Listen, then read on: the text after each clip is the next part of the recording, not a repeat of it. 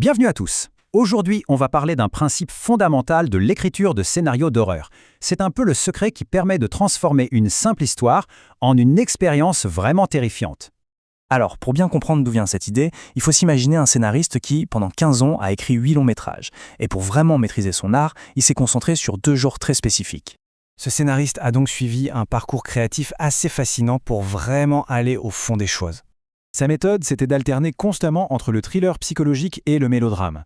Mais, et c'est là que ça devient intéressant, c'est en allant voir ailleurs, en explorant d'autres genres, que sa vision s'est vraiment élargie. Ça lui a non seulement permis de mieux maîtriser ses genres de prédilection, mais ça l'a aussi mené à une découverte complètement inattendue.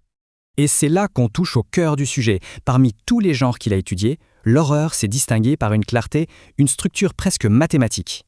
Du coup, ça nous amène à une question assez fondamentale. De tous les genres qui existent au cinéma, lequel a une règle de construction si nette, si claire, qu'elle définit son essence même? Eh bien, la réponse, c'est une direction narrative bien précise, une sorte de fil rouge qui traverse tout le genre, le mouvement de l'extérieur vers l'intérieur. C'est vraiment la caractéristique la plus frappante de l'horreur. C'est un mouvement constant, comme une force qui aspire tout vers le centre. Les personnages, leurs émotions, le focus de l'histoire, tout converge vers un noyau, vers l'intérieur. Alors, pour que ce soit bien clair, qu'est-ce qu'on entend par là? Le principe de l'extérieur vers l'intérieur, c'est quand la narration emmène l'histoire d'un monde extérieur, souvent large et ouvert, vers un monde intérieur beaucoup plus confiné. Et ça peut être un lieu physique, mais aussi l'esprit même du personnage. Ce principe se joue en fait sur 2 niveaux, 2 dimensions qui s'entremêlent pour faire monter la pression. D'un côté, on a le mouvement externe. C'est le plus visible, le parcours physique des personnages qui vont d'un endroit ouvert vers un lieu clos, une maison isolée par exemple.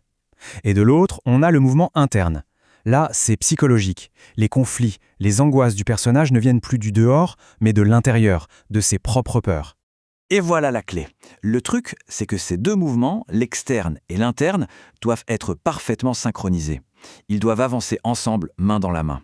C'est cette harmonie qui guide le public et qui le plonge petit à petit dans un sentiment de peur qui devient presque palpable. Bon, maintenant qu'on a bien compris le principe, voyons comment on l'applique concrètement. Comment on s'en sert pour construire une histoire qui fonctionne? En fait, tout se résume à 3 grandes étapes.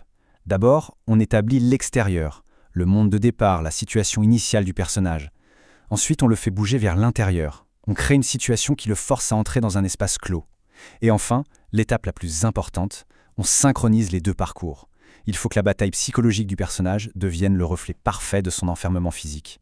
Ce qui nous amène à une dernière réflexion. Qu'on soit en train d'écrire une histoire ou simplement de la regarder, la question de fond reste la même. Où est-ce que cette histoire nous emmène? Est-ce qu'elle nous guide inévitablement vers l'intérieur, là où se cache le cœur même de la peur?